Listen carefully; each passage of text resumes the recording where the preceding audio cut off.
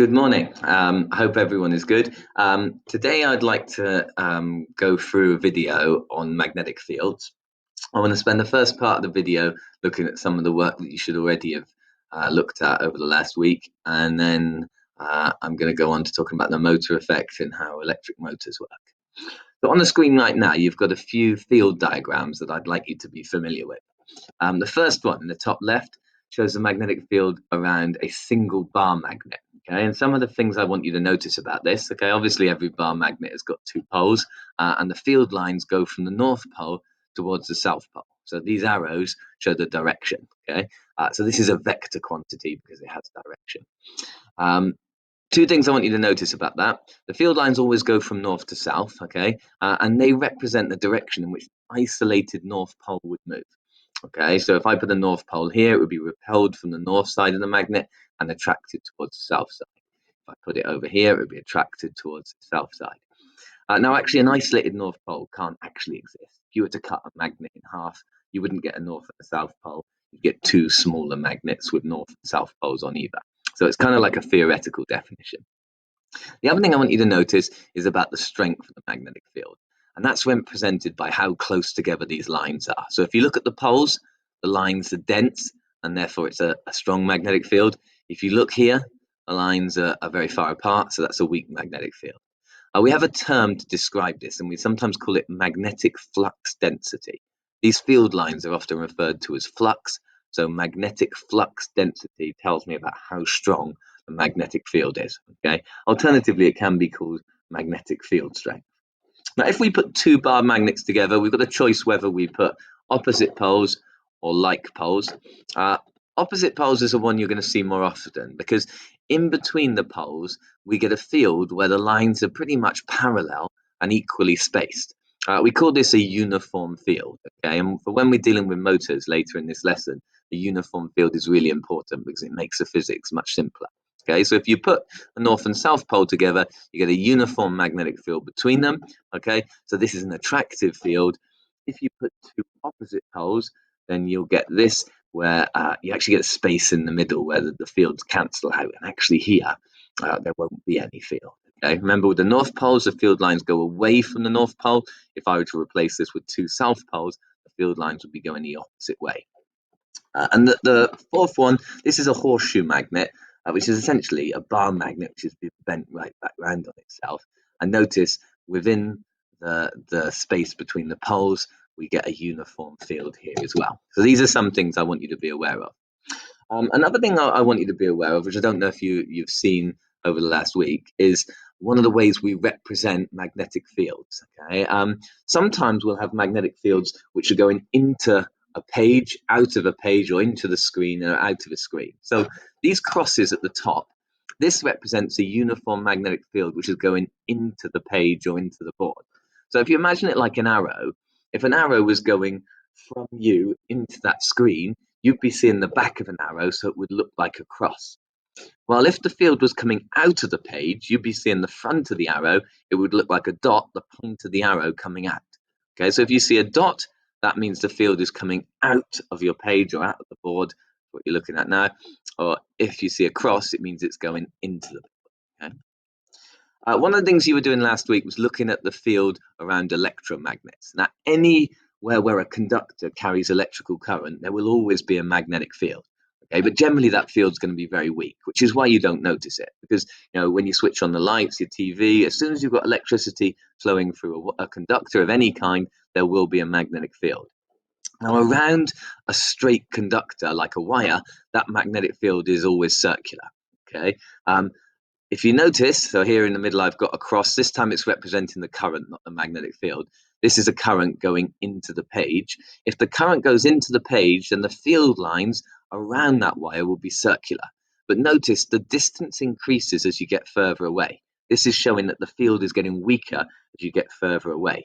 Now, one thing that's missing from both this diagram and this diagram, the current going into the page and the current going out of the page, is the direction of the field lines. Now, if you want to work out the direction of the field lines, we use something called the right-hand grip rule. Basically, you have your hand with your thumb pointing in the direction of the current, and if the current goes up, the field lines will follow your fingers in that grip. Okay, so if you apply this to the two diagrams, well, if the current is going into the page, you'll find that these field lines are going in a clockwise direction. If the current comes out of the page, they're going to be going in an anti-clockwise direction. So this is called the right-hand grip rule. Okay, and you need your thumb to be pointing in the direction of the current, and then your fingers will give you the direction of the magnetic field. Now, the field around a straight wire is going to be very weak. The way to increase the strength of that magnetic field is to coil the wire up into what we call a solenoid, okay, or an electromagnet. Another way to make it stronger is to put a metal core inside of it. I haven't shown that in this solenoid diagram here, but one key thing you need to be aware of about the field around a solenoid is it's roughly pretty similar to around a bar magnet. Okay, wherever the current goes into the solenoid, that becomes a north pole. Wherever it comes out, that becomes the south pole. Okay, the one major difference is in a bar magnet, there's no field within the magnet itself. But if you haven't got a core in your solenoid, there will be a field inside and it will be uniform. Okay, but other than that, really, we've got the same field pattern as we have around a bar magnet. Okay, some real advantages to having a solenoid as opposed to a permanent magnet is that one, you can switch it on and off. If you turn the current off, the magnetic field disappears. Okay, but also you can alter the strength of that magnet. By adjusting the size of the current, you can adjust the strength of that magnetic field. Okay, so to make the electromagnet stronger, increase the current. Also, we can insert an iron core inside. We'd use iron core rather than a steel core because the iron core will lose its magnetism when you switch it off. So if you want to switch off the electromagnet, you don't want it to retain some of its magnetism, which was what would happen if you had a steel core inside. Okay, so we often refer to that as a soft iron core. Okay, there is a right-hand grip rule as well that we can use for a solenoid. Now, this one, if you line up your fingers with the direction the current is going through the turns, the thumb is going to point to the north pole. Okay, so this is a way to work out which side of your electromagnet is north, which is south. To be honest, an easier way is generally the north pole is where the current enters the solenoid. A big thing I want to talk about today is the motor force, okay, or the motor effect. If you ever have a wire carrying current and you put it into another magnetic field, an external magnetic field, then that wire is going to experience a force.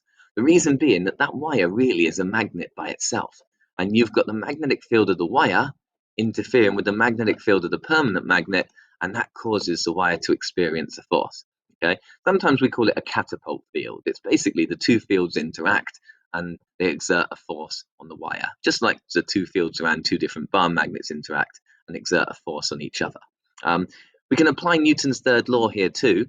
If the magnet pushes the wire upwards, the wire also pushes the magnet downwards. Okay, so remember, forces always come in pairs. So if there's a force upwards on the wire, there must also be a force downwards on the magnet. And if we want to work out which direction that force is in, so we're going to use Fleming's left-hand rule. Really important here, must be left hand. If you start using right hand, you're going to get the direction of the force in the opposite direction. With Fleming's left-hand rule, okay, we're trying to always find the thumb direction, the force. We line up the first finger with a magnetic field, which always goes from north to south, and we line up the second finger with the current, which always goes from positive to negative. So in this direction here, okay, I would get current flowing around this circuit. Okay, the current is going from in the page to out of the page here in this kind of 3D diagram. Okay, I've got the magnetic field going from left to right. If I line up my left hand, left to right, current coming out, the force should end up pushing upwards. Okay, so we can apply Fleming's left-hand rule to this kind of situation, and it will tell me the direction in which the wire will move. So let's do a couple of examples of this. Okay, which way is the wire going to move in this example? The wire is going through this circle here. If you imagine this is a wire that's going from into the page, out of the page, but in this case the current, because it's across, the current is going into the page. So if you line up the second finger going into the page, you line up the field going from right to left, what you should find is your thumb is left pointing in an upward direction. Okay, so the first one should be up. For the second one, you can work out which way the current would have to be going to make the motion up. Okay, again, I start off lining up my first finger with a magnetic field, north to south. My motion the direction of the force is upwards, and I get the current pointing towards me coming out of the page. You can have a go at these last three by yourself. You can pause it and have a go. And if you've got any issues, please send me a message. I can give you the answers in the stream. You need to know how you can reverse the direction of this force, and it's very simple. There's two ways. Either you reverse the current, so if you switch which way the current goes, the force will go, or you switch the direction of the magnetic field. So if you change either the magnetic field or the current, you're going to change the direction of the force. Okay. And if you want to make the force bigger or smaller, how can you change the size of the force? Well, change the current, the size of the current, change the size of the magnetic field, use stronger, weaker magnets. Or one way as well to increase the force is, instead of using a single piece of wire, we use loops of wire instead, which is what we're going to talk about in a moment. As well as needing to know the direction of the force, a new bit of physics we'll deal with now is, how do we work out the size of the force? And we use this equation, F equals Bill. F is the size of the motor force, so how big that force will be measured in newtons. And it depends upon three factors. Now, B in this case might be a bit confusing, stands for the magnetic field strength. Now, magnetic field strength is measured in units of Tesla. Okay, so this is Nikolai Tesla, or same Tesla as in Tesla cars. Okay, so a Tesla is quite a large magnetic field strength. Okay, the magnetic field strength of the Earth is in the region of milliteslas. So obviously the magnetic field strength is going to make a difference to the size of the force. So is the current, which is going to be measured in amps, and so is the length of wire, which is within the field. So if you've got a long piece of wire in the magnetic field, it's going to basically find it's a bigger force exerted on it. Okay, so just like any other equation you used before, you might be asked to rearrange this to work out B, I, L. So hopefully that's something you guys are pretty good at by now. Okay, so use Fleming's left-hand rule to work out the direction of the force. We use F equals Bill to work out the size of the force. Okay, but remember about the units: newtons, amps, teslas, meters. Okay. The other reason I've put this left-hand rule picture here is just to make it clear that we can only use this equation if the magnetic field, okay, and the current are at right angles to each other. Okay, therefore, the conductor has to be cutting across the magnetic field at 90 degrees. If that wasn't the case, like in this example here, so 90 degrees would mean the wire is allowing current to travel in this direction. Okay, but you can see on this one, this diagram, the wire is carrying a current that's not at 90 degrees to the field. Now, you would not be able to use F equals Bill or Fleming's left-hand rule in this situation. So both the F equals Bill and the Fleming's left-hand rule are for the particular situation in which the wire is carrying current at 90 degrees to the field lines. Okay. We don't have to deal with at GCSE any situations like this where it's not 90 degrees, but it would involve a bit of trigonometry as well. Okay, any of you come back in year 12 to do physics, we'll deal with that then. So I also want to talk to you about electric motors, okay, because electric motors are part of your course and you need to know how they work. Now, hopefully you're familiar with an electric motor. You put electrical energy in and you get kinetic energy out. It spins around. And basically, you know all the physics really now to be able to explain why an electric motor does what it does. So electric motors, key parts, you're going to have a north and a south pole, okay, and you're going to have a coil of wire linked up to a battery.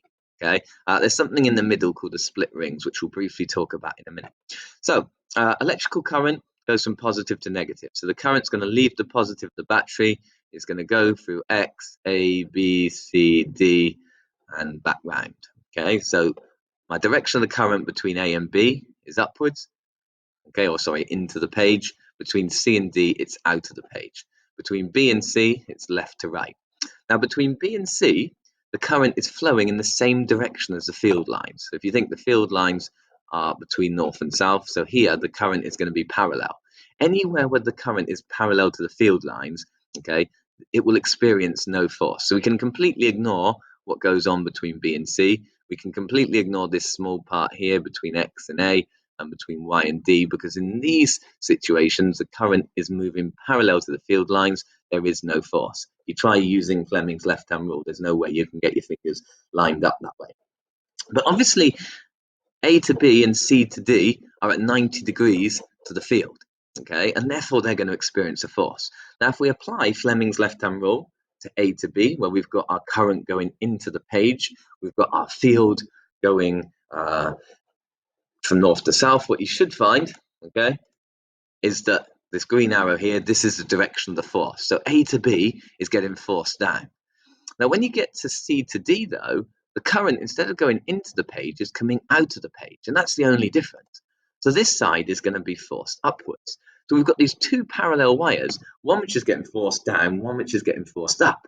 And the effect of that is going to be to cause the motor to turn round, because that's what this is. This coil of wire is now a motor. Okay?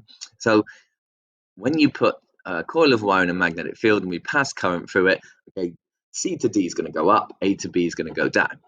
But what will happen is part C to D here will reach the top and then it will stop because it can't go any further. And A to B will reach the bottom and then it will stop because it can't go any further. Now that's where this split ring comes in, because what will happen is as A to B hits the bottom, its momentum will carry it a bit further. So instead of being in contact with X, it will change to Y. And C to D, okay, will reach the top. Instead of being in contact with this Y, it will change to X.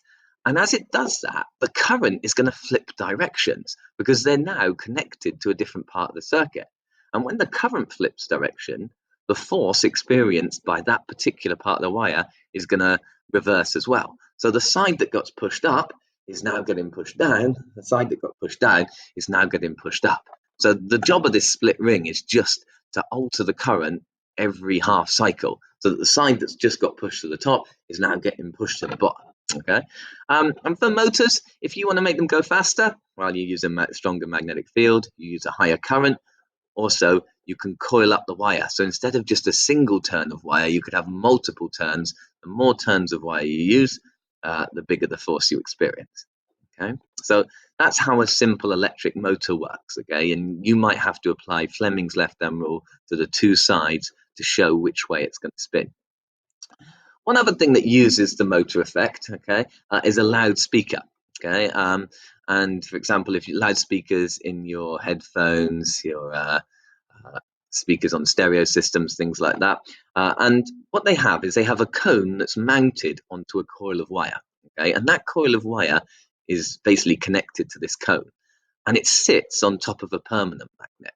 Now, a loudspeaker will only work with AC current, because what will happen is as the current changes and goes back and forth, this coil will become attracted, repelled to the permanent magnet. So we find that the coil will move up and down in times with the alternating current.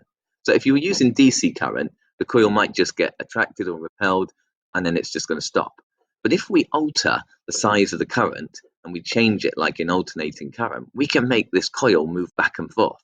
Now, if we make it move back and forth at a frequency of, say, 300 hertz, then as the cone moves, it's going to create sound waves of 300 hertz. So we can alter the electrical signal that goes in to change how this coil moves. So this is another example of the motor effect. You know, it's a very useful thing for society to be able to create motors, because that's how car wheels move around, it's how fans move around, but also loudspeakers will work on the motor effect too. So I've given you some more tasks that you will find on Google Classroom, where you can kind of learn a little bit more about the motor effect and solve some problems with it. If you've got any questions, then please do either send me an email, or even better, write your questions in the stream so that everybody else can see the answers too. Thank you.